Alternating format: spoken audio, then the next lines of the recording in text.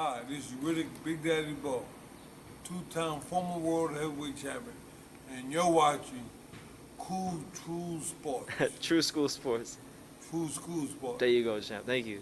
All right. All right. All right. Brendan Taylor here, True School Sports. I'm with Evander, the real deal Holyfield. How you doing, champ? I'm doing great. Yeah, it's good to talk to you, man. I haven't seen you since Daytona back in February when your son was fighting.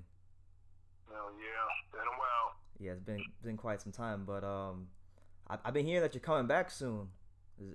That true? Well, I'm, I'm doing some exhibition, but mine is going to my foundation. Yeah. Yeah, because I remember like last year when I used to go to the gym when the heavyweight factory was still open, you were working out like you were working out pretty hard back then, and there were talks about you come back even back then. So it's good that you're doing it for charity. Well, yeah, I'm just, just what people have to really understand is that, I'm at an age where that, I have taken care of myself, but in taking care of myself, and so people kind of, the young people they kind of ask, how could you stay in such good shape at the age that I'm at? And so, I truly believe this is the kind of fundamental things that you have to tell the kids and say, if you don't get bad habits, then you don't have to worry about breaking them. Yeah. And the things that work for you as a kid will work for you even as an adult. Because you don't get bad habits, then you ain't got you don't get on drugs, you ain't got to put them down. No, So absolutely. and then so the whole big thing is you have to train kids while they're young before they get habits. And that's pretty much a big thing. With my foundation is you trying to let the young people know that success starts at home and failure starts at home. It's about the parents, what they tell the kids at a young age before they get habits. You ain't got to worry about kids doing certain things when they don't have any habits. Yeah. But you get them habits, and it's hard to break habits, Yeah, it is. That's especially if you've been doing a long time as a kid. yeah. That's why you gotta have those good foundations like in order. Right. You have to, that's the whole big thing. Like bringing people back to their parents, getting people to understand a big part of success is knowing who you are. And you learn that in the house. You learn, you have to, that first commandment with the promise to honor your parents. You have to be aware that if you obey your parents, it's easy to obey people who give in the proper instruction. Yeah, absolutely. Are you by any chance gonna fight Mike Tyson in one of these exhibitions? Well, I don't know. I don't know. The thing is that it's not like I got in. I'm doing this for Mike. Yeah. If an opportunity come around that something like that could happen, and we can do it properly, meaning that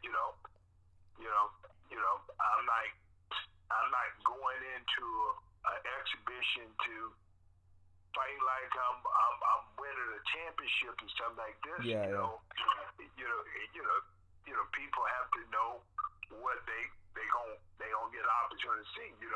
See that I still got speed, and I got all right speed. Not great speed, but I got all right speed. Yeah. And I take care of myself well, and they can see something that is more of a glorified sparring section, and then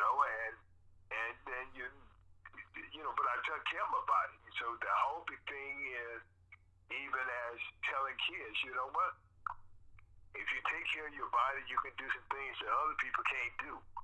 Because you don't take care of your body, they're going to fall apart. Mhm. Like that. I said, but that's pretty much, with my foundation being able to, be able to tell the kids what my mama told me. It's, boy, as long as you live, you gonna get old now. That's how it goes. Now. Take care of yourself now. You got to take care of yourself now. Well, I'm telling you, you pretty much people see me and they say, wow, man, I'm like, but I stay active. I'm doing something, and I realize the big part of life is giving back and being able to tell some of the young people the things that you've done when they know that these things work.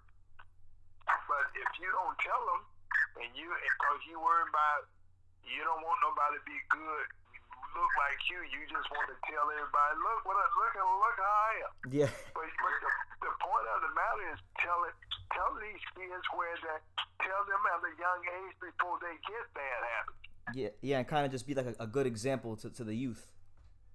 Well, this is instead of people talking about, oh, this a crazy generation of people, oh, they just like this. Well, I just remember, I remember even when I was a kid. Now, my grandmama didn't even like us popping our fingers, snapping your fingers to the music. She felt that was bad. And I was just thinking about, wow, if she'd been living around today, oh boy, she'd be really. Yeah. She'll be whooping a lot of behinds. It's just amazing, different generation pick up, it seems like they pick up more bad stuff, because, because I even remember even when we called ourselves doing something wrong, you go kind of pinch a girl behind and she hits you in your back. But now today, they do it, it ain't a bad thing. Everybody just kind of think that, yeah. I guess you can touch all on people when you want to, and it's okay. Yeah. The generation has gotten a lot more loose. A lot of the girls, like, it's become so normalized. Most of the girls wind up just liking it. You don't even get slapped anymore. Well, that was it. Yeah, they don't chase you. Yeah. Did you by any chance watch the Tyson Fury Deontay Wilder rematch? And if you did, what did you think of it? Yeah, I'm telling you, the thing was, I kind of thought something was wrong with Deontay, and I'm like, but I can't take that from Tyson Fury. Tyson Fury, because he said I'm gonna jump on it, and I'm like, damn, oh shoot, he gonna get knocked out. He do that, but he did, and it worked. And yeah, and I'm telling but life is about that. Mm-hmm. The thing is that I truly believe my fight reason my fight was so good with Tyson is that I stuck to it. I wasn't gonna move. Yeah. And so it put a little bit more pressure on that person. If that person is in shape, then I guess it ain't gonna bother the person. But the person not in shape, you ain't accustomed to fight like that. You ain't accustomed to people hitting you back. So, and so but these are the things I kind of think is very basic stuff in life. When you're trying to be successful, you had to get out of the comfort zone. You had to get out of the comfort zone. So like, do you think Deontay Wilder was out of shape going into the rematch? Well, no. I don't think he was out of shape. I just think that like they say he got an eardrum bust, and I realized now I got my eardrum bust in a fight too, and even though people don't know how I'm my balance was off. I'm telling when your balance is off, every time you hit, you're very sluggish. You don't kick off their feet and punch quicker, and which kind of makes you look sloppy. And he did look sloppy because I was like saying, how in the world do you just forget everything? Yeah, he couldn't move. He couldn't move out the way of anything that night. But that was it. He got hit by everything. Everything the guy threw, he hit him with. Yeah. And so that was my first time ever seeing him taking that many punches, off balance and all this. So I knew that something had happened, but it looked like he forgot how to fight. And his balance wasn't good, but he did show heart. Then that's the number one thing is that his eardrum was bugged, and he taking all this because he don't want to, which showed that he's a tough guy because most people say, look, I got a busted eardrum, how about it? They say I've had enough of boxing.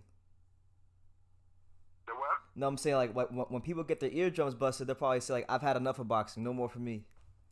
Yeah, and sitting up with me, I want to tell you people, I got mine bust with Leonard Lewis in the first fight, and I'll tell you, and it was an awful fight to me.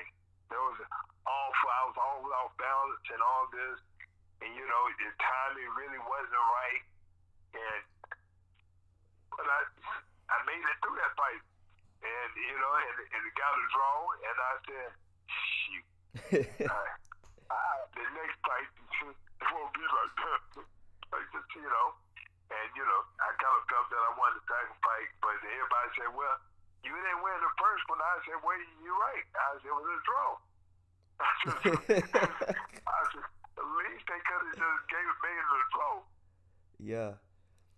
Like when you take like a loss that devastating, what does that do to like your mind as a fighter? Like what will that do to your mind as a fighter when you take a loss like Deontay did in the rematch? Well, I think that the more than going, my whole thing is that if you don't lost before, my whole thing is that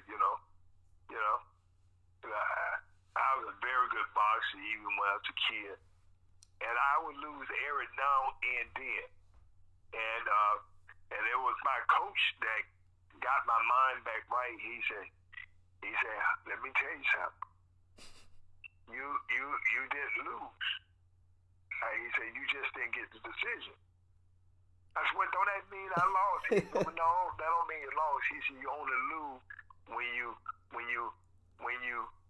you quit, meaning that you ain't gonna box no more and you ain't reach your goal. Whatever your goal is, that's supposed to be it. That's where you gonna go till you reach your goal. And my goal was as a boxer to be the very best that I could be. And I became 4-time heavyweight champion of the world. Now, it wasn't nothing else to get after that. I did it. Yeah, you. And so, Go ahead. So retired. You that's it. Meaning that setback pays the way for a comeback. So anything that you do in life, you have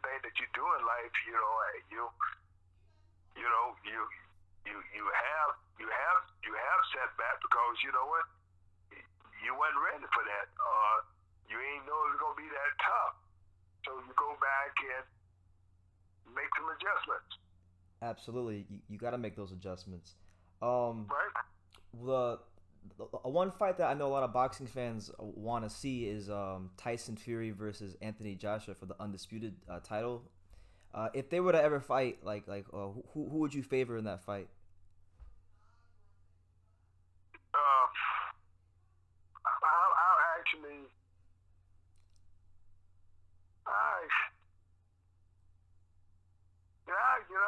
The thing is, I still think I'm to his proven. Anthony Joshua. I think I think Anthony Joshua. I think Anthony Joshua may be a better boxer. Mm-hmm. But but Tyson Fury. But I think Tyson Fury just gave anybody a hard time today. Yeah. I'm talking. I'm talking. He is good. He is good. I'm talking. He's a good player. I'm talking. He's just clever fighter, and I think sometimes he's very thin. He ain't got the biggest punch. He don't have the biggest punch, which means that kind of set him up. It kind of set up that if people have better chances, because if they catch him, he can get knocked down. Yeah, I can see that. And the thing is too, like he's 6'9" and he moves really well for a guy of his size. So like, how do you, speaking as a fighter, like how do you prepare for a guy who's that tall but moves so well? Well, the thing is, if of course, the average person's not gonna be as tall as him, but but you come 6'9" and you six. You give him up 2 or 3 inches. 2 or 3 inches, not a lot. Mm-hmm. When people make it out to be a lot, but I'm telling you, if you have to, it would appear that you have to fight him inside. That means that in 2 or 3 inches, you can hit him, he can hit you. So then it becomes who got the fastest hands when they get inside. Yeah. And so you don't find none of these guys. These guys ain't fighting inside. They don't have no inside game. And so so you got to have you got to have an outside game, then you got to have the inside game. And you only fight on the outside when your arm is longer than other guy. Yeah. You fight inside when the guy's arm is longer than yours. Yeah. And at some point in time, when you get inside, who have the fastest hand? And I was good inside. I had very good inside punches, real clean inside punches and stuff. I can hit hard from the outside, but I can catch you from the outside and hurt you too. Yeah, like when you let those hands go, man, especially like when you were in your younger days, you were definitely something to watch. I watched the first Holyfield fight, the first fight between you and Bo a lot, and sometimes I just marvel at it because like you don't really see guys putting punches together like that anymore. Well, see, that's an other game. That's how that's come from starting at 8 years old. Usually, you see when you start real young, your skills, man, them skills take you a long way. Yeah. No, they do. I remember I was recently watching the Mike Tyson hot boxing podcast, and you were telling this story about this white kid that kept beating you in the amateurs. Yeah. Did you ever wind up getting revenge and actually beating him, the white kid in the amateurs? Of course. Of course. You know what? He beat me. He was a white kid, but he beat me. What happened? My brother told me white boys couldn't fight. Yeah. So I found that at a young age, at 11 years old, white boys can fight. That white boy beat me. He beat me when I was 11. He beat me when I was 12. I beat him when I turned 13 for the Junior Olympics. Yeah. I beat him that. I beat him then. Then the next year, now that was 13.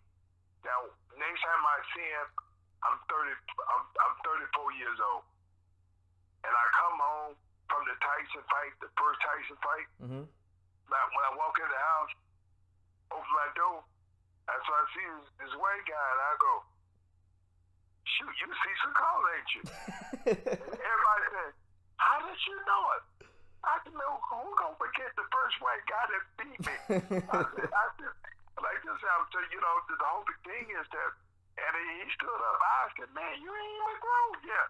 I said, he said, no, you know, he said, no, I didn't grow no more. Yeah. I said, man, I said, you know, it was just, but it was amazing that lesson come up. My brother would tell me that, you know, white boys, he was next to the oldest, my brother. He would tell me, white boys, they may be smart, but they can't fight. And you know, and so I never got in a fight with a white boy, and plus the white boys that I had boxed, I beat them. You know, I'm talking about, one time they said, "Oh God," like this. So now what made this kind of funny? Because this white kid was different, and his different was he was kind of raised like me. He was poor too. He ain't have velvet trunks, and he ain't boxing no boxing shoes. And his hair was long, and his his mom and daddy went there. You know what I'm saying? I remember the other white kids that I fought, they were always smiling. Now, this white kid wasn't smiling. And you know what? He would kind of look at the corner of his eye, trying to check and see who got the biggest arm. Because that's what I used to do. Do the same thing. So me and him pretty much doing the same thing, sizing each other up, you know. I ain't never go in the ring smiling. He ain't go in the ring smiling, you know. But the other white kids that I fought, they were always smiling. Yeah, he was ready for a fight. He was ready to punch you in your mouth the same way you were ready to punch him in his mouth. Well, that's what I'm saying. That broke. They used to call me. They used to call me. You know, when I first started boxing, as a kid, at 8 years old, I fought that guy there. They used to call me One Punch Holyfield. I hit the guy and the guy started crying like this. I hit him, he hit me back like this. I remember, cause a minute and a half around, come back, and my coach asked me, said, "What's wrong?" I said, "Well, he hit me back." He said, "Welcome to boxing." Yeah. Like, so it just lets you know that in life, if things didn't get tough, you think that life is supposed to be just hit person one time. That's it. That's not how it goes. What was that guy's name again? Cecil. What was his name? Cecil Collins. Cecil Collins. Yeah, Cecil Collins. Shout out to Cecil Collins. Gave you some great fights back in the day. But that was saying, the thing is, everybody said, "Well, why did he quit boxing?" I said, "I don't know. You got to ask him." I said, "Now, then I asked me why I didn't quit." They said, "Well, why you ain't quit?" I said, "My mama wouldn't let me quit." I said, what I'm trying to tell you, I wouldn't be who I am if I ain't have that good mama. I said, every time things didn't go right, I said, most kids want to quit. I said, but my mom said, no, you got to win, then you can quit. I said, then every time I win, then I don't want to quit. You want to keep going, and you want to get more wins. Yeah, then my mama told me, see, you don't make good decisions when you lose. So you lose, you keep doing it till you get it right. Yeah. Mama knows. She knows best. Well, but it's the same thing that I tell my kids. I said, no, we start until we gonna finish. Absolutely. I said, everybody make mistakes. I think that's what life is really about. The mistake that people make. Yeah, and how you come back for them. How you come back from those mistakes. Yeah.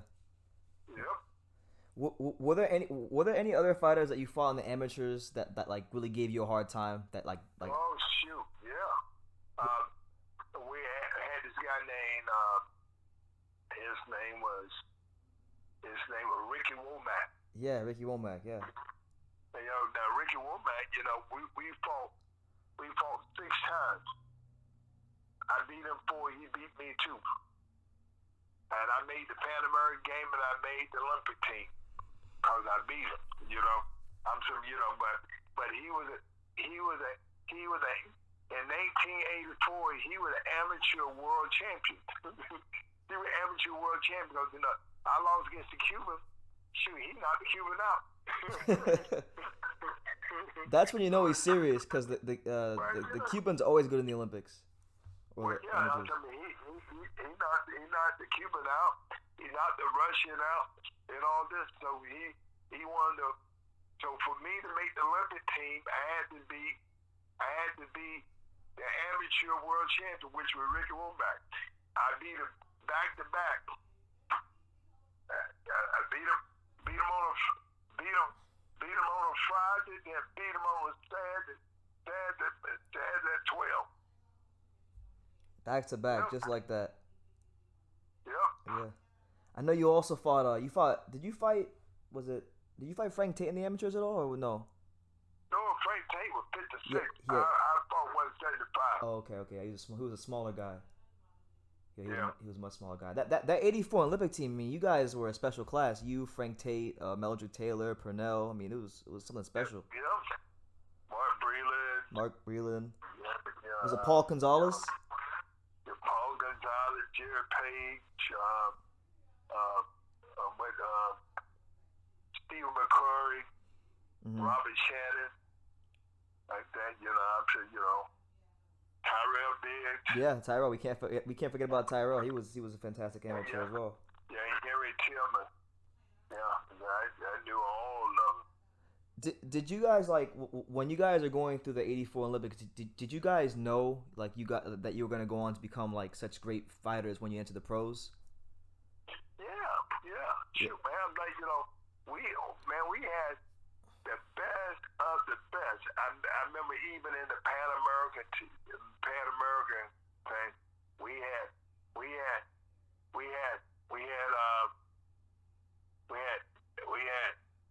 10 people in the finals. You were the finals. You know what I'm saying? It was us against Cuba. It was us against Cuba. Yeah, cause like that 84 Olympic team is people say it's the best Olympic team probably in the history of boxing. Well, it is. I'm talking. It's not. They don't say it is. We won 10 medals. We won 9 gold medals. No, we won 9 gold medals. No, you won 9 gold medals, 1 silver and 1 bronze. Yeah. So everybody on that team medaled, right? Everybody on that team got a medal. No. We had one guy that did. Robert Shannon. Okay. Robert Shannon, he the only one that did. We had 11 medals that we had left. Because they had 12 weight divisions then. They had 106, 112, 119, 125, 132, 139, 147, 156, 165, 178. Then they had heavy, then super heavy. Heavy was 201. Then super heavyweight was anything over 201. Okay. Yeah. Yeah, that absolutely. I know, like, I've spent a lot of time talking to both you and Riddick Bowe. Do you remember the first time you actually met Riddick Bowe? Like, could you actually recall the first time you met him? Yeah, I met him and me and him, he was my sparring partner. I was getting ready to fight Henry Tillman as a professional. Okay. And so he became my sparring partner. That was in 1987. 87? Yep. Okay. 1987. He started my sparring partner, and in 87, and all of a sudden, he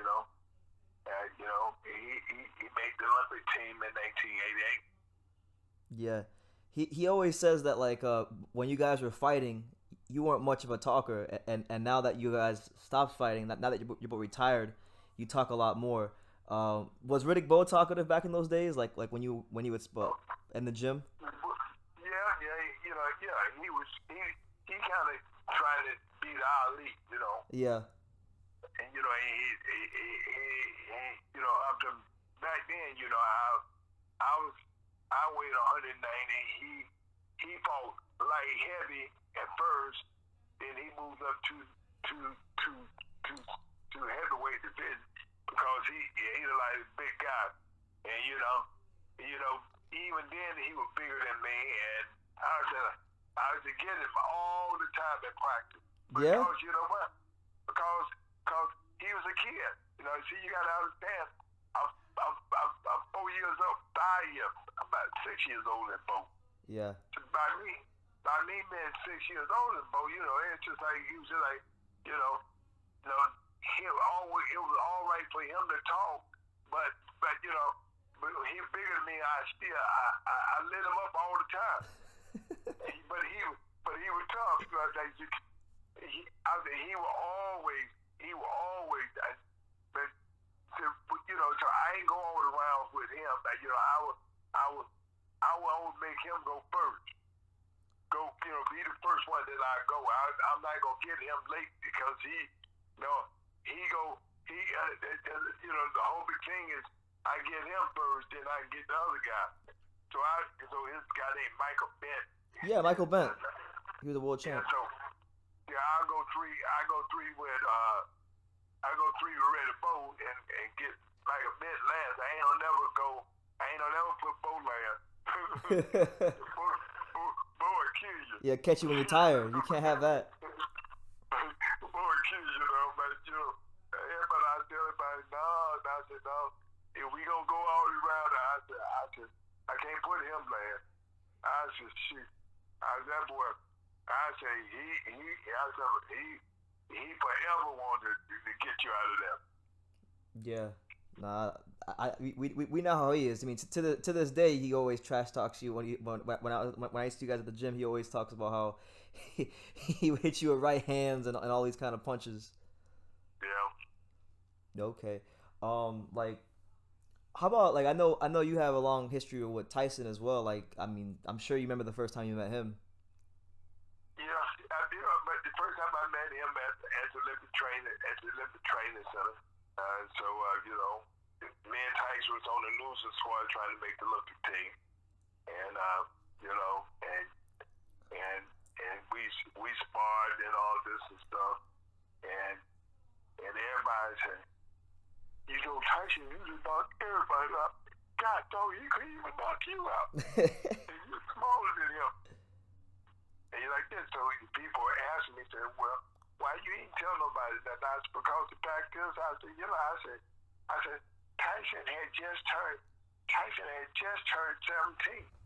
I said, I was 21 years old. I said, I ain't nowhere in the world be bragging about I'm beating up a kid. I said, I was 21. I said, I'm 21 years old. I said, I ain't no, there ain't nothing. You talking about you beat up this 17-year-old guy. I said, look, I was 21.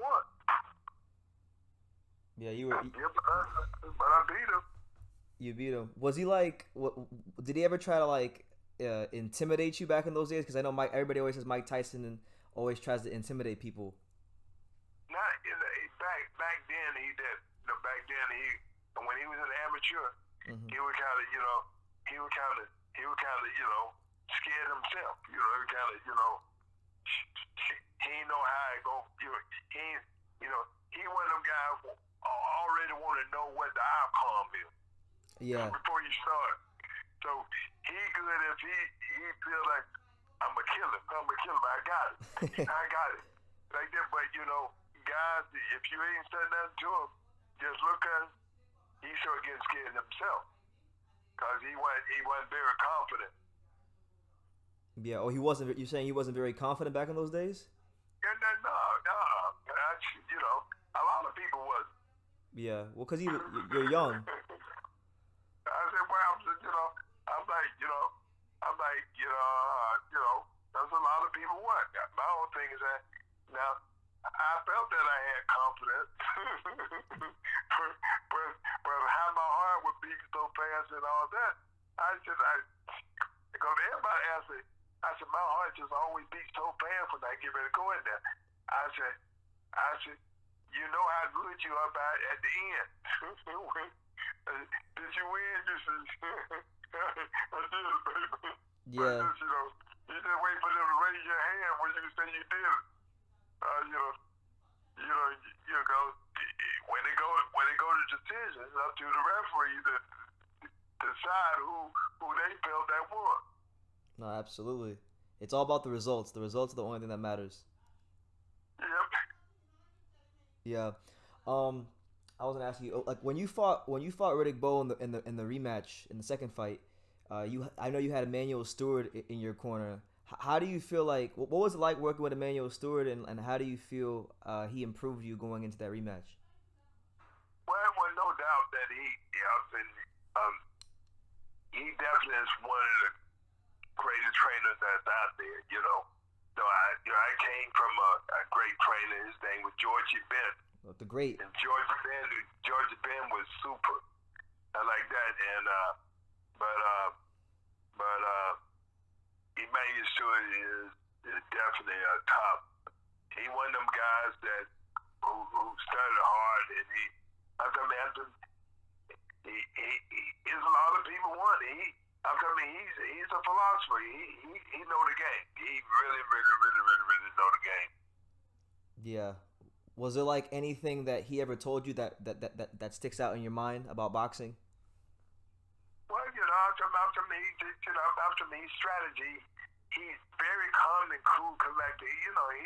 He's a talker. He's a motivator. He's almost like, but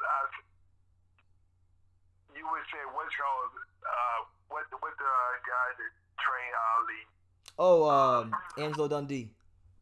Yeah, like Angelo Dundee was very good. Now, Emmanuel Stewart is something just like that. I'm talking. He a good talker, but he worked with you more. He can show you how to do it. Yeah. So he's not just a talker. He's not about talking. I'm talking. He understands the game, the in, out, anything, food, everything. He's just like drive the car, everything. He's doing. Everything has something to do with boxing. He can satisfy you with all that. He just that one guy that just as Barry Gordy was to music, he's like that to boxing. Yeah, it's a great analogy. I'm telling you, he was just like that. I'm like, man, he just it wasn't enough for him. If he had about 10 or 15 of him, I said, the whole game would be shaken up because he was just that good. Yeah, because like it sounds like Emmanuel Stewart, he knew how to like get into the minds of fighters and make them confident about what they were doing, but then he was also able to show you. Yeah, I said he was very good. And, I said all these good people ask me, what's the difference? I said, it's just real simple. I said, because they would ask me, then why did you leave it? I said, because the fact of the matter, I said, I told him, he asked me what he gonna get, and I said, no, I said, I don't pay by the percentage. And he said, no, I don't pay by the percentage. I said, because the fact is, I said, look, I already know how to box. I just need you to put the mouthpiece in my mouth and tell me the little thing that you know. I said, you ain't here nothing but. I said, you only come 6 weeks to train me. Yeah. And then you would see the difference is that the other people didn't make the money that I make. Every time I fought, I was making $10 to $20 million a fight. Dang.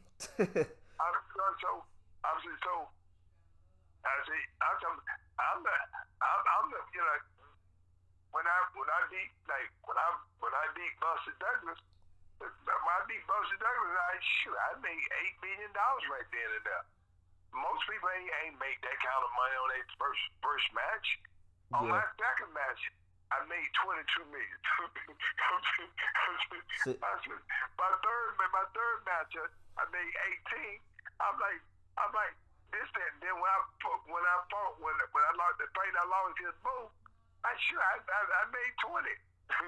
So all my fights were big fights. So the whole big thing is that I'm not gonna give you 10%. When you come here 6 weeks and you don't get 10%, you gonna get $2 million for 6 weeks. No, but then again, he went with me when I was a kid. Yeah.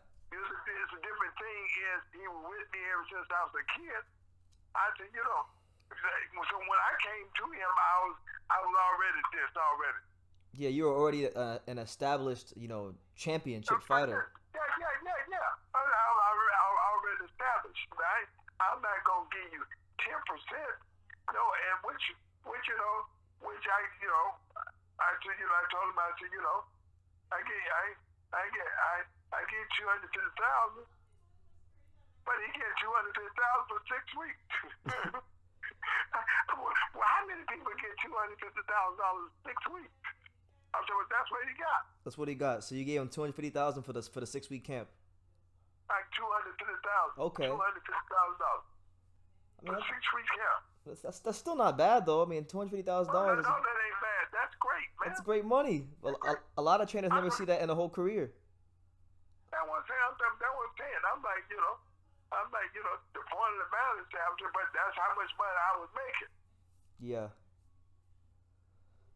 I mean, yeah, you definitely took care of him, and he took care of you. So, yeah, it would have been interesting to see, how your career would have evolved if you and Emmanuel had stayed together after the second Bo fight.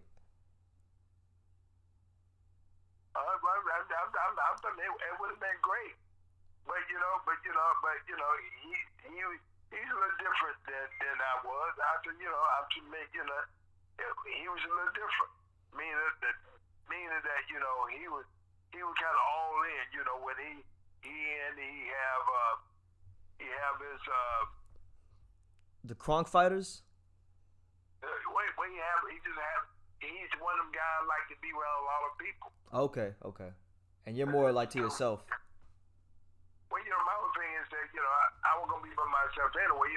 After the boxing over, when the boxing is over, after boxing is over, when I get through, I go back by myself.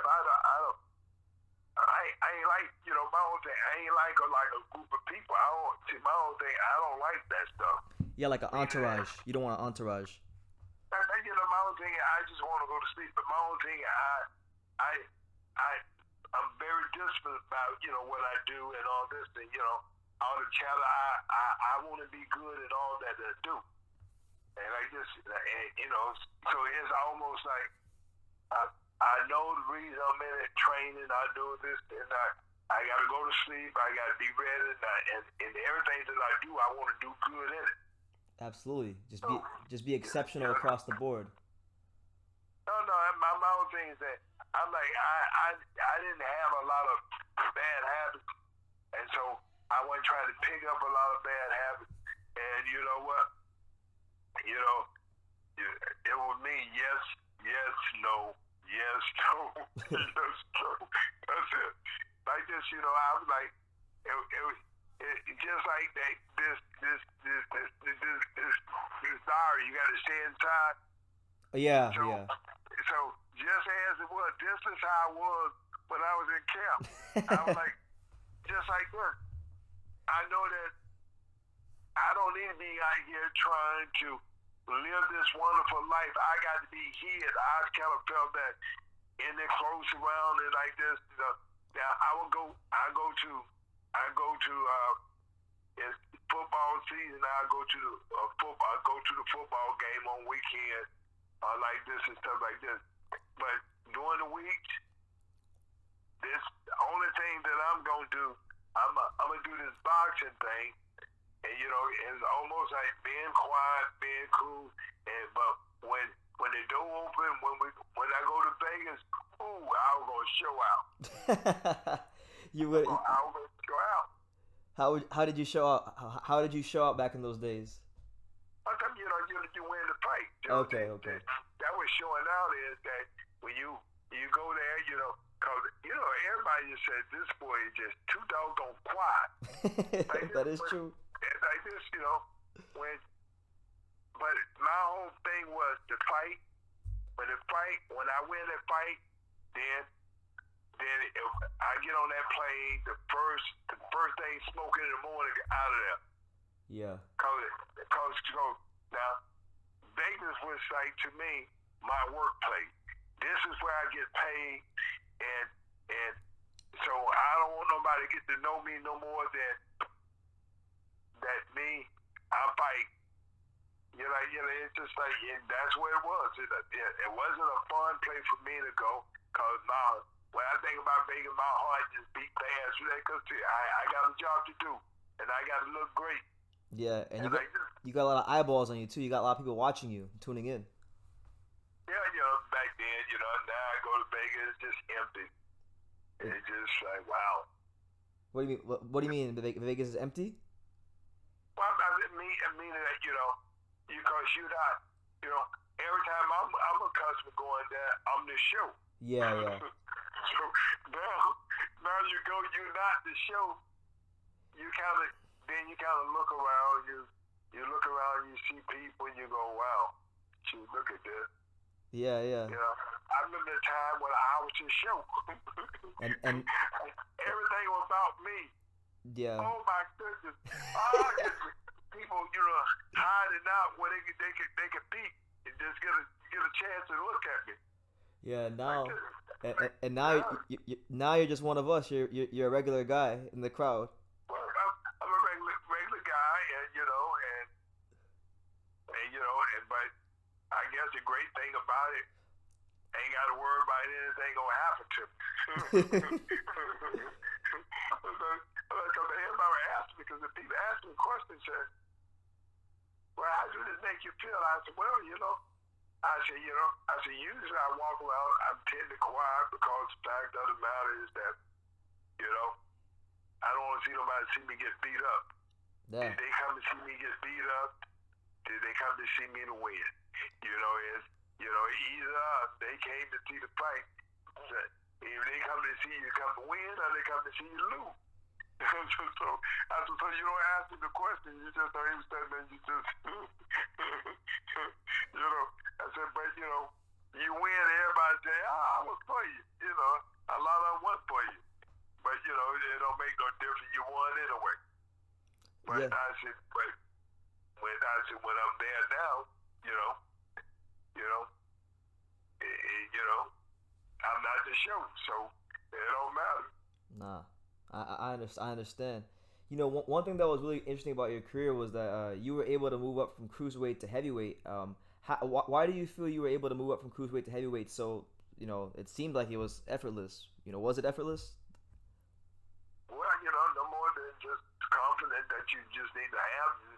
You have to feel that, and I keep telling people, and people don't understand. I say, do you not know what made me feel that I could be the heavyweight champion of the world? They said, who? I said, Mike Tyson.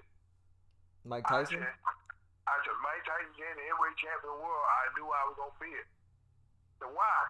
I said, cause shoot. I said, I could beat him. I felt that my skills were different than his. If he can win with his, I can win with mine. Yeah. Because everything that he did, now, Mike had very quick hands. I had quick hands too. He was explosive. He had more power. I said, I had more skill. I said, he had more power, but I had more skill. And that's just so. The difference is that I got to use my skill just like he got it. He got to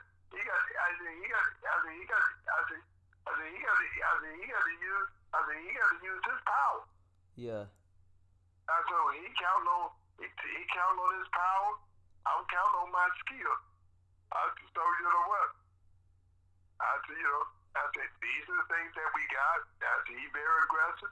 I said, I can be aggressive. I said, but I'm a thinker, boy. Yeah, you gotta use your brain in there. You can't go in there and be a tough guy. You gotta use your brain in there so you can survive and win. Yep. Yeah, like Yep. you had a lot of fights in your career. Is there one fight that you had in your career like that where you were standing in the locker room where you were the most nervous? Like, is there any one fight that you remember being more nervous for than others? Nope. No, not really. Oh, it makes No, sense. because that's what you call choking. Yeah. Because that means that you had to keep reminding yourself that you can't beat this person. Yeah. Reminding yourself this fight gonna be too tough. So you can do that to yourself by doing that. I realize that my own thing is you're Christian, so you stand. Absolutely. I can do all things through Christ who strengthens me. So you know what? God never gonna give me more than I can handle.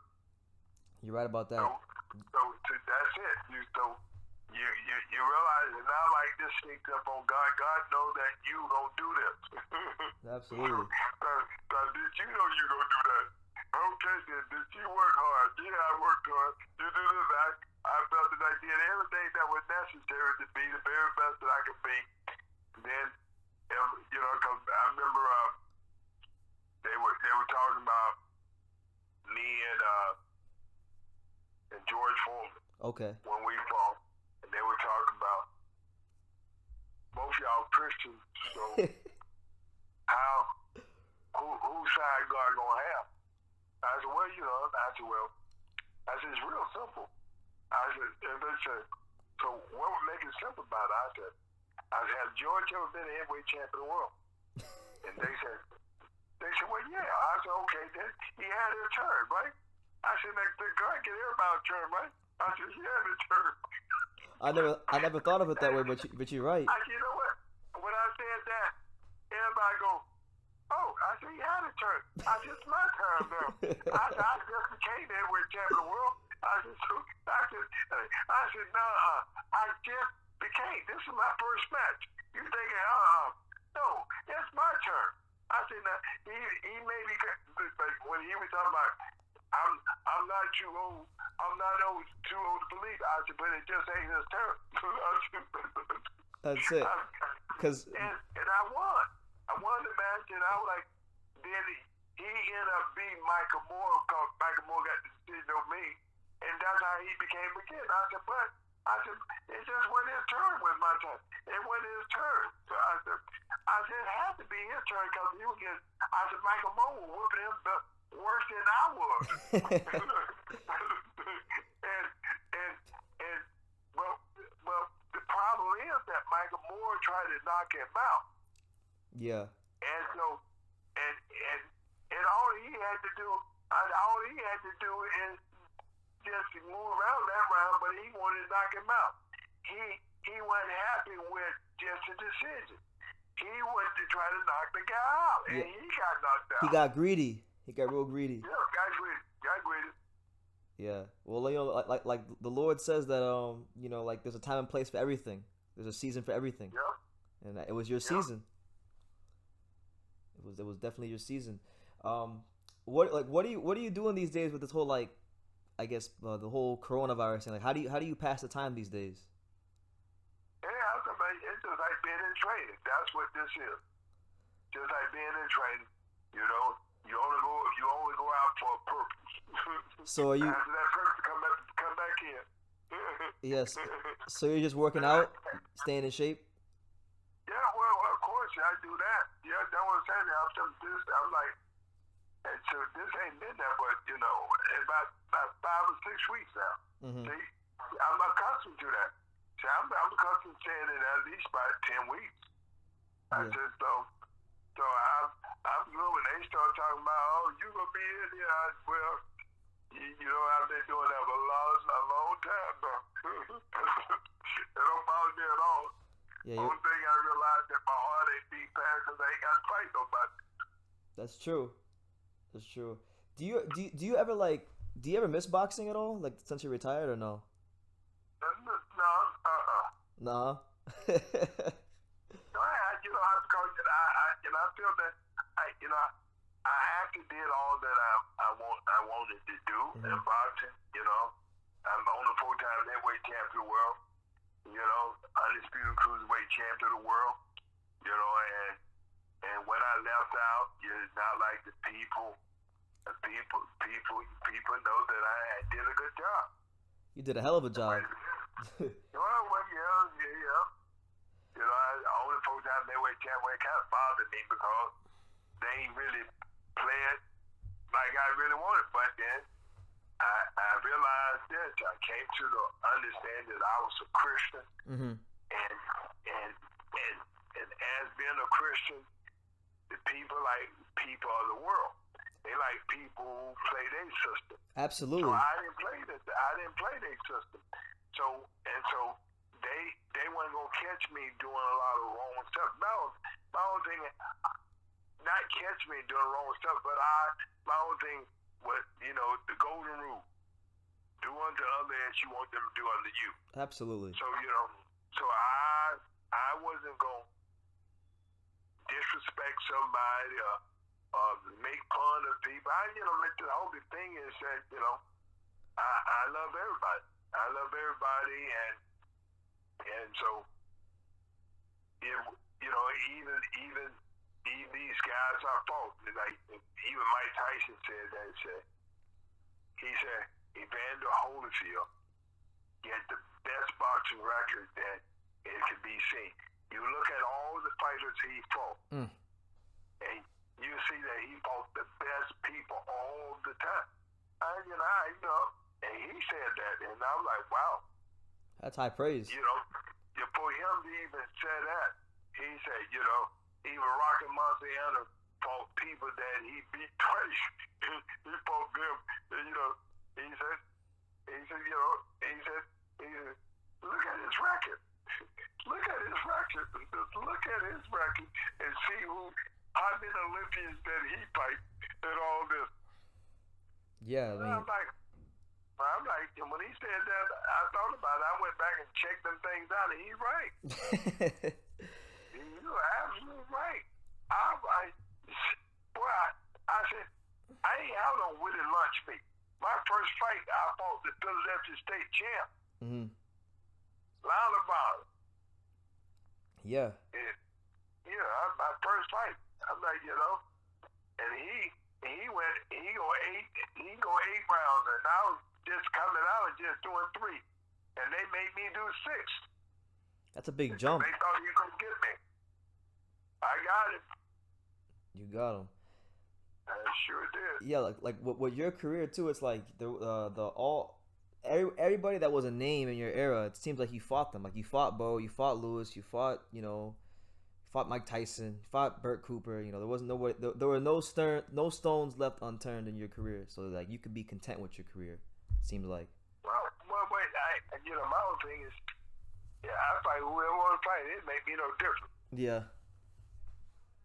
That makes sense. Are there any fighters today, aside from the heavyweights that you watch that you enjoy fighting, like maybe some of the smaller guys? My own thing, I always like the smaller guys more so than the big guys. The big guys tend to fight sloppy. The technical fighters are the little guys.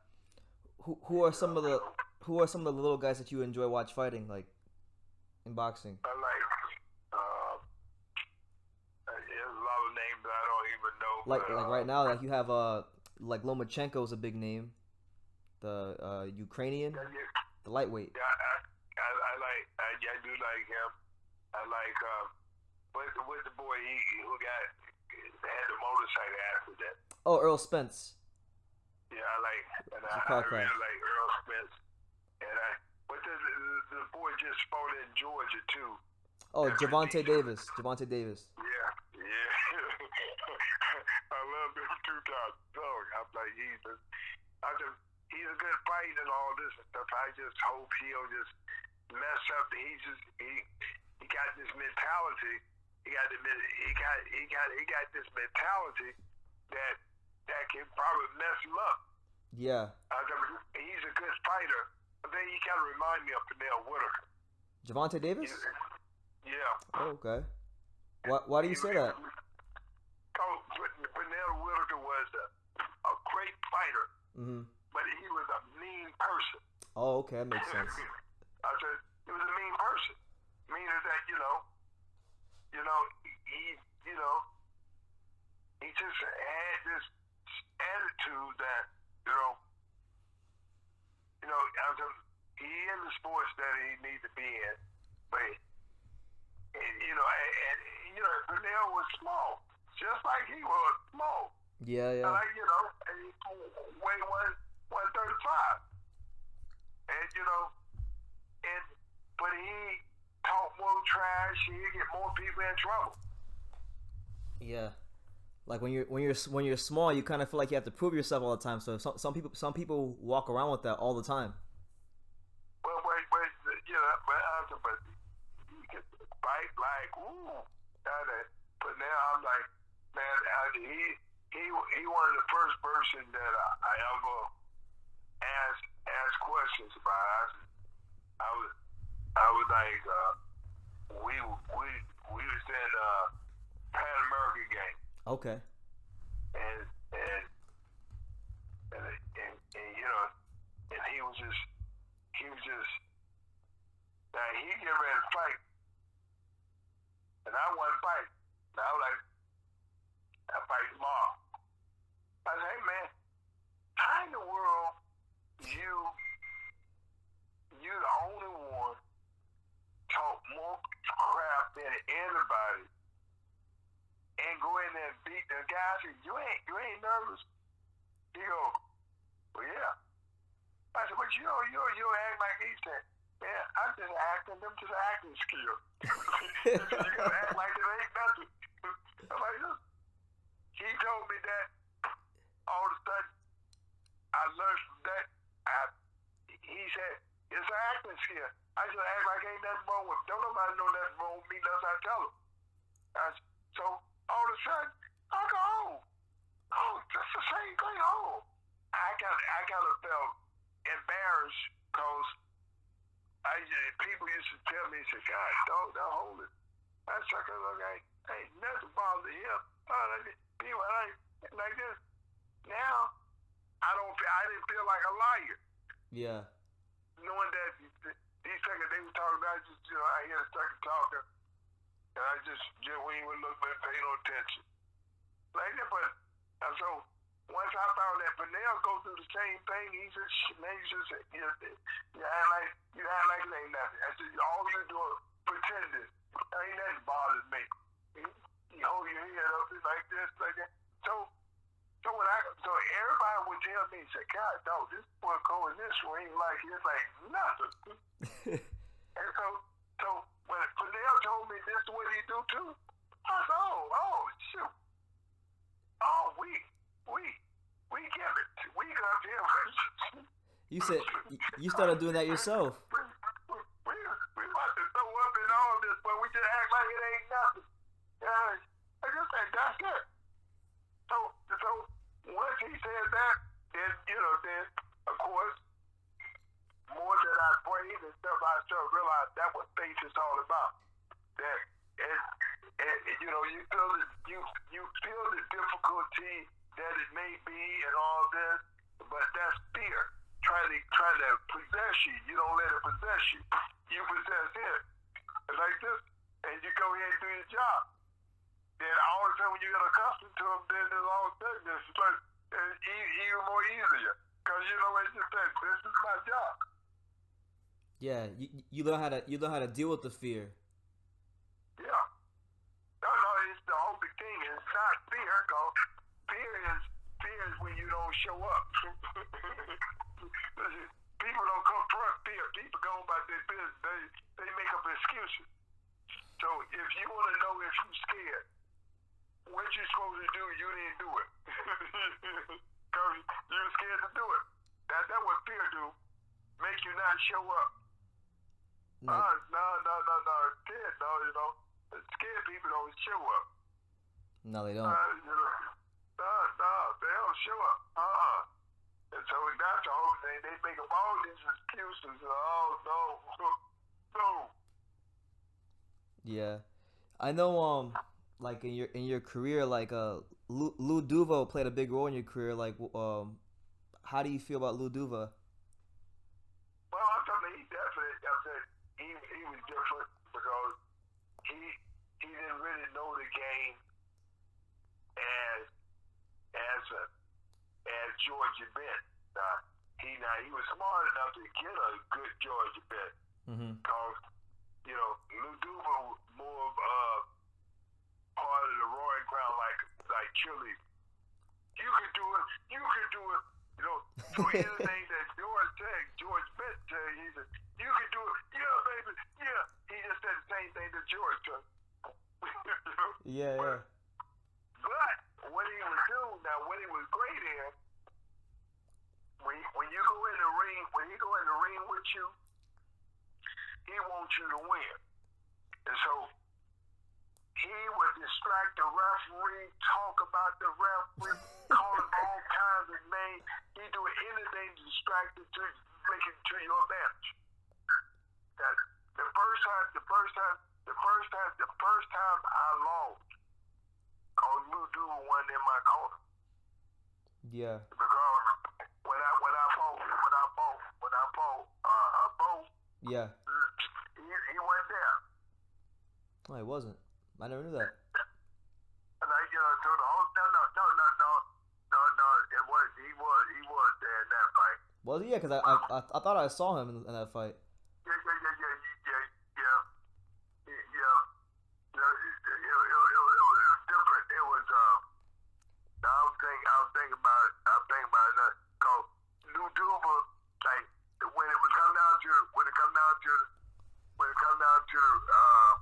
the judge and stuff, Lou Duva was, by him being older and all this, he talked to them referees like they nothing. He scared the daylights out of the time.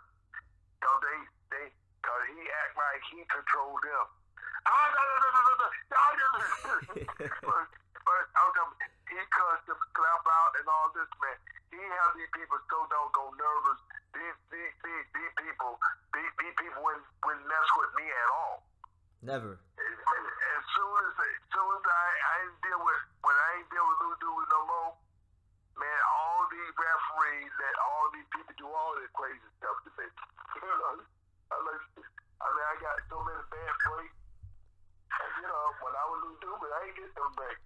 Yes. So Lou Duva was like he in a way he was kind of like he helped you a lot in the ring. Like he was kind of like he almost protected you. Yeah, because he was, man. He's Lou Duva on your side, man. That was it. Ain't nobody gonna do nothing to you without him getting in there clowning. He would act like he had a heart attack, man. You talking about the love they fighters. I think that's the Lou Duva. He loves his fighters. Loves them. He loves his fighters. Regardless to how they even talk to him. Cause now he was like, well, Pernell would talk to him any kind of way. Really? Now, he respect Pernell more than he respect me.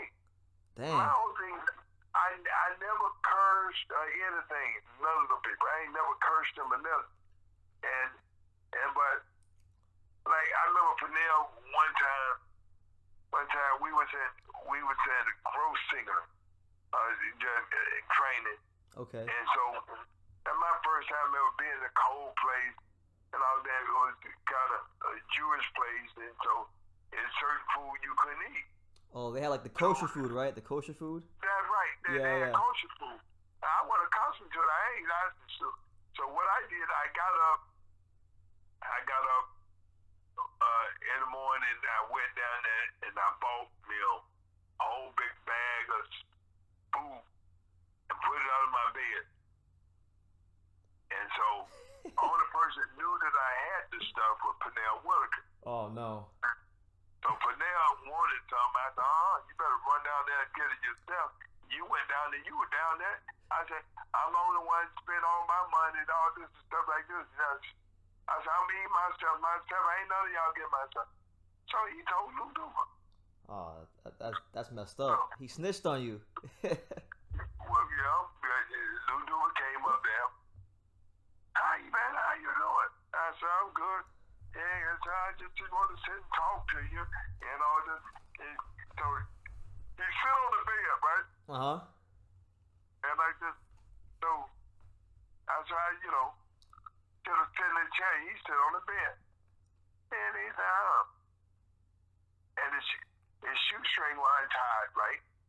And so he probably plotted untie his shoestring, come in there. He sit on the bed when he can look out the bed. Because, I know that it has to be, he did on purpose because, let me, now he said, let me tie my shoe. When he tied his shoe, then he looked at himself, what you got on this bed? I said, what you mean when I got on bed? He said, he pulled the bag out and started putting out his stuff. And I said, well, yep. I said, and don't mess with it. I said, cause I said, I can't keep walking back down to that store every day.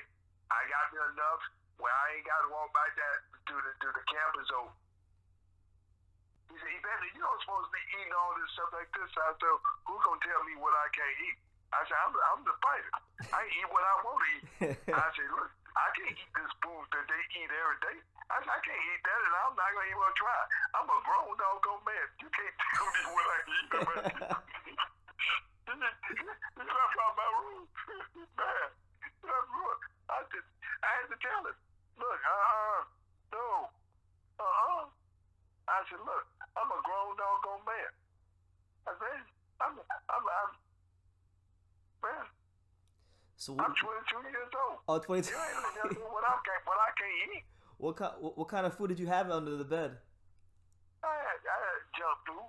Oh, like honey buns and Skittles and. I said, no, I don't eat candy. Oh, okay. But I would eat like honey buns and I just had stuff that I just if I'm hungry, but I ain't I ain't have no Big Macs or stuff like that. Yeah. I had goody stuff, tater chips. I just didn't have no sodas, but I have tater chips and I have different kind of bars and stuff like that. But I eat candy. I went into the candy stuff and all that stuff, but I had things that you could put another different taste in my mouth, stuff like that. Yeah. Was it true that you had like a kitchen in your house, in your bedroom, or something like that? I think I heard one time. Yeah. How does that work? That was everybody said, this boy got a kitchen in his bedroom. I said, yeah. I said, yeah. I said, it's just real simple. I said, refrigerator and all that stuff. I said, like, they were talking, when, like, my house and the house that I had in Atlanta. They said, I said, yeah. I said, cause, that my whole level, my bedroom on this side, then you come on this side, you sit down, you watch television, but as the television go that, it was a little kitchen. So I said, my kitchen downstairs. I gotta walk 2 houses. I ain't going there. I said, I need my stuff right here, right? I have a little small kitchen right here where that is, if I ain't want to go out, and then I got everything. I said, plus on the back end part of my room on the same level, I got a gym. I see the gym right here.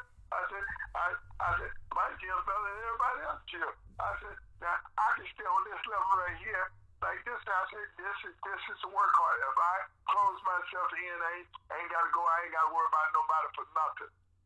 Yeah, That's it. Lock everybody outside and say, you had a day at another house.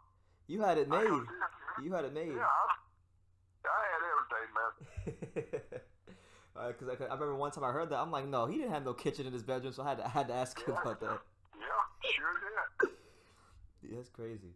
I know, like you used to love. I heard when you were fighting, you used to do a lot of dancing, and it would help you with your rhythm for the fight. Is that true? Well, dancing was a hobby. I love dancing, but it it was just like a workout. It's like a light workout. And I used to go dancing at 10 o'clock. So 10 to 2. 10 to 2. I wouldn't get off the floor 10 to 2. Wow, for 4 hours. You That's it. were there any songs that you like to dance to more than others? Well, it's just fast on me. Back then, man, the music there was it. This is 80 and 90 from like 80, 86 to I'm like start. I stopped. It was amazing. I stopped going because they changed the music when they got into just playing all just rap music and stuff. That's when I stopped.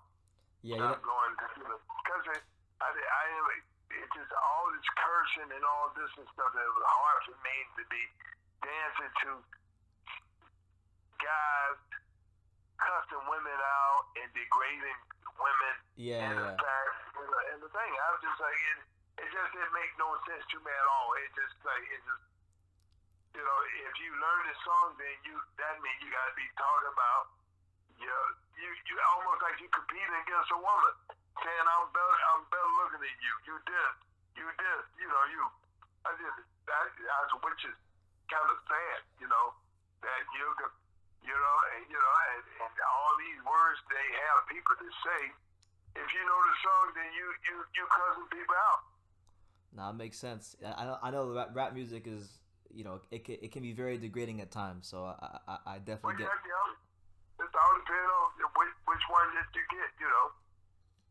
Yeah, nah, that makes sense.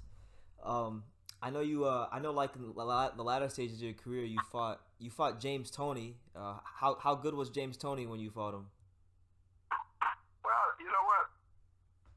It wasn't so much that he was really good. It's so much. My whole thing in that particular fight, I was injured, and but I thought I could beat him. Yeah. I thought I could beat him, and he was quick. He was quick, but he didn't hit hard, and that's the fight that my coach threw the towel in on. Yeah. I just couldn't even believe. I said, but because they wanted Michael Grant, they thought Michael Grant gonna be the heavyweight champion of the world. Yeah, the next big thing. Yeah, and they throw me in, they throw it in like that. I'm like, from that point on, I let him go. I said, there you go, that's it. Then everything just kind of took me off the kind of, it was just,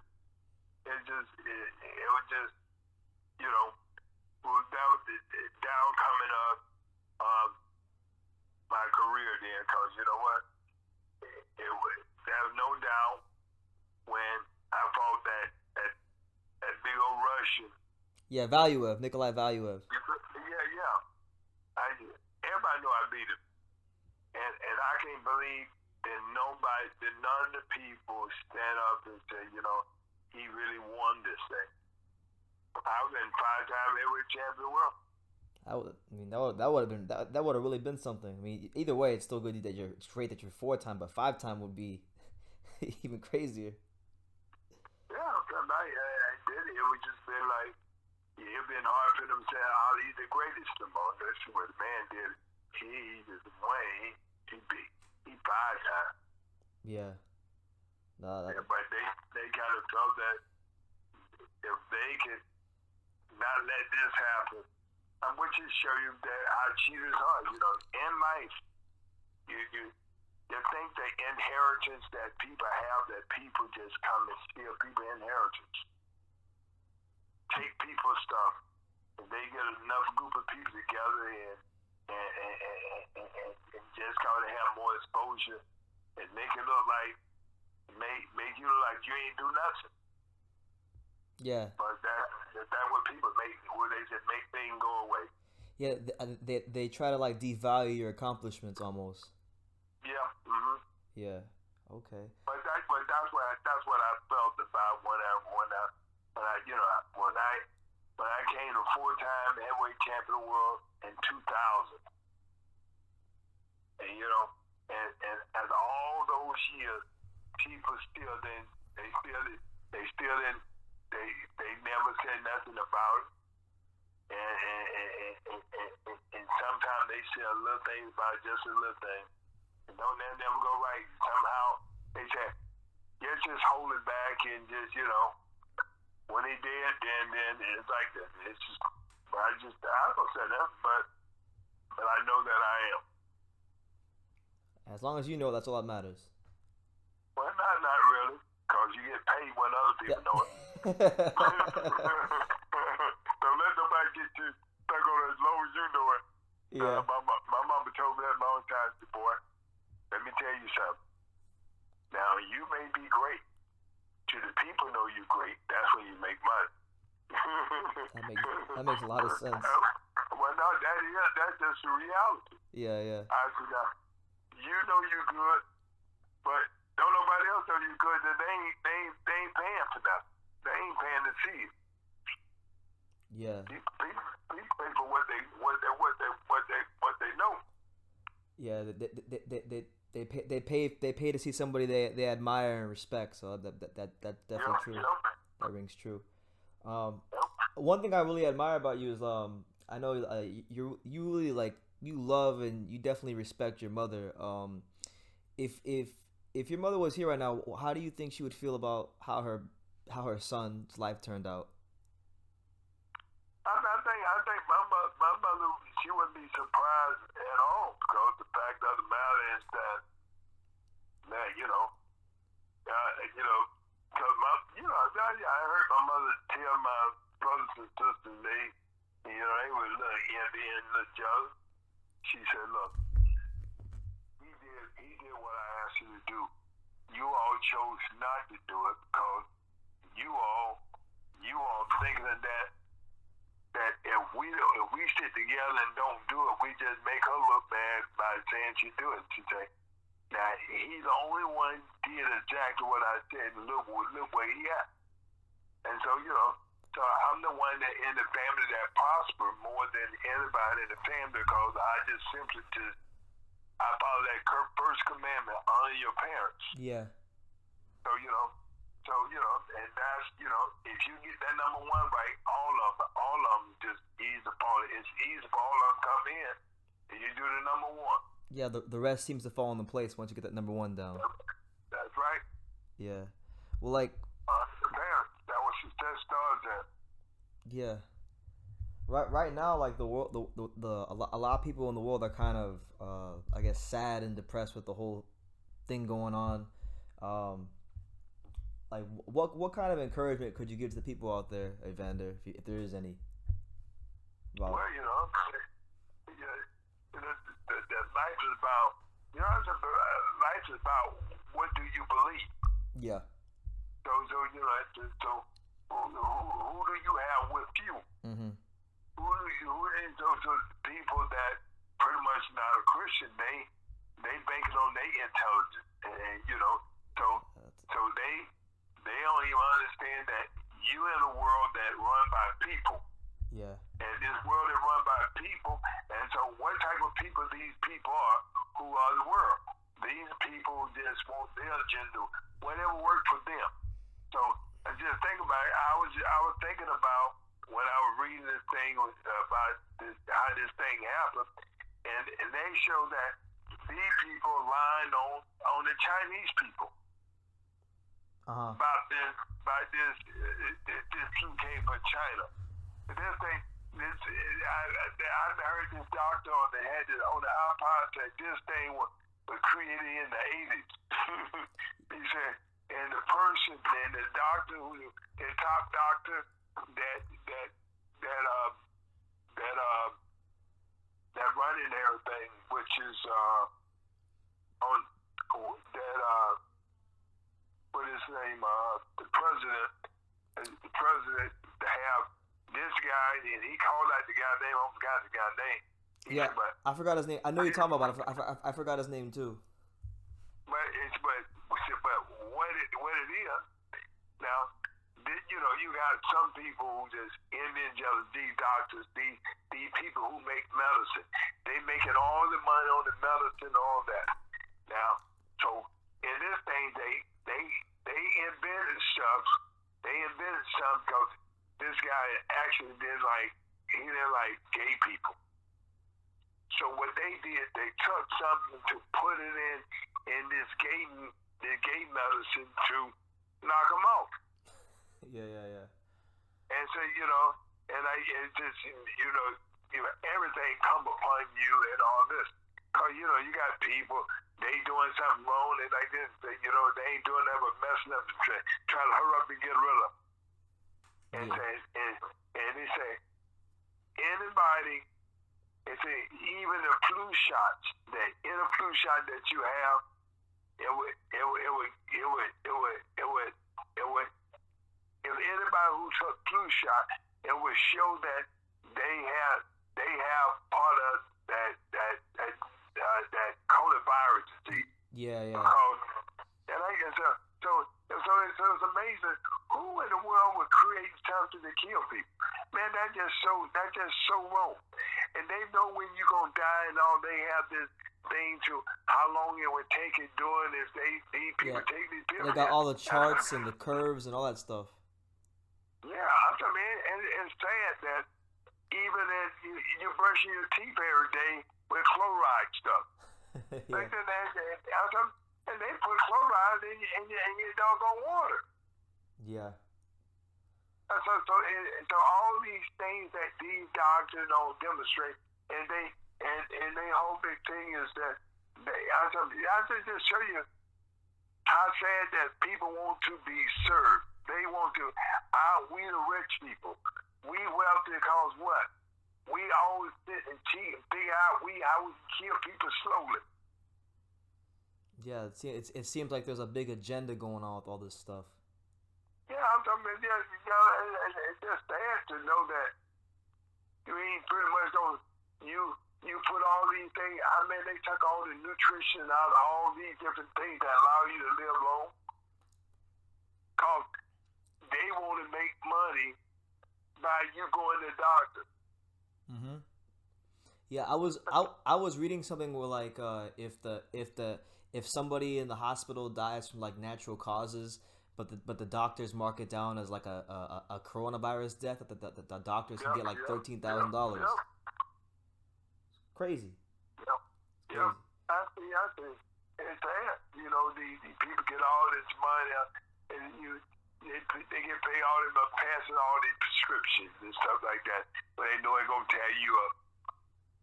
Yeah. So like it's really important to know to have a relationship with God and the Lord. It's more important than ever, honestly, right now. Yeah. That is a big thing, cause that's the only way you're gonna get in. I'm telling you, you ain't got that Jesus pass. You can't come in. He's gonna say, "Depart from me, I never knew you." That's right. That's it, man. I tell the people, I say, all right, now. You ain't got that Jesus pass. You ain't gonna get in. It's the most important thing. That's probably like that's one thing I admire about you is like you seem to have a great relationship with the Lord. Well, yeah, I have a studious relationship with the Lord. I know the Bible already told you cannot take without Him. So